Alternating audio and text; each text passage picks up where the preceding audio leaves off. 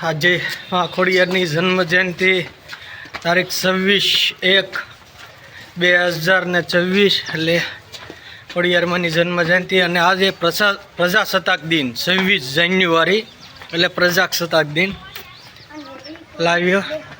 આજ જન્મ જયંતિ માં ખોડિયારની છે એટલે અમે આજે શાકપુર આઈ શ્રી માં ખોડિયારના દર્શને આવ્યા છીએ, દર્શન કરવા. અને 26મી જાન્યુઆરી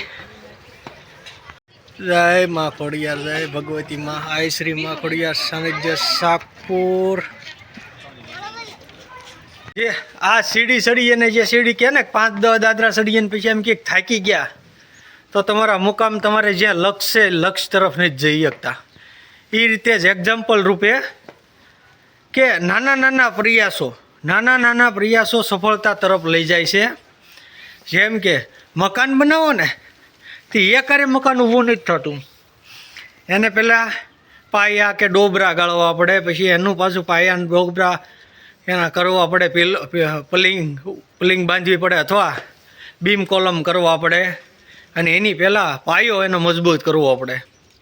અને પછી ધીમે ધીમે જે ઈંટનું સણતર, રેતી, કપચી, સિમેન્ટ, પાણી અને કારીગરોની મહેનત બધું ભેગું થાય ને તે મકાન બને છે. અને પછી એને આપણે અંદર રહેવાને એને સફળતા મળે છે. સીધું મકાન નથી બની જતું. અને સીધું મકાન આપણે કદાચ બધા એમ કે સીધું મકાન રેડીમેડ મળી જાય, પણ રેડીમેડ મળી જાય વાત સાચી તમારી, પણ એ મકાન બનાવવા માટે એણે લોકો જેણે મકાન તમે જેની પાસેથી લીધું એ મકાનને પ્રયાસ તો એને બનાવવા માટે કર્યા છે ને, કે ઈટું બીટું બધું પાણીને કર્યું છે ને કોઈ જેણે બનાવ્યું એને.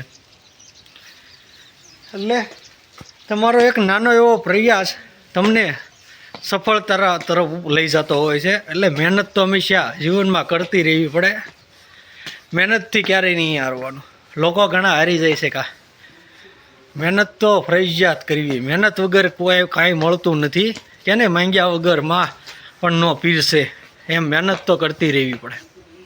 આ સીડી એક સીડી ચડીએ એટલે એ અંત સુધી જતી હોય છે. કારણ કે વચમાં ઊભા રહી જાઓ તો તમે ઠેઠ તમારી સફળતા તરફ અને તમારા મુકામ તરફ તમે નથી જઈ શકતા. તમારા નાના પ્રયાસ સફળતા તરફ લઈ જતા હોય છે. એટલે મહેનત તો હંમેશા કરતી રહેવી પડે, ગમે કામ હોય.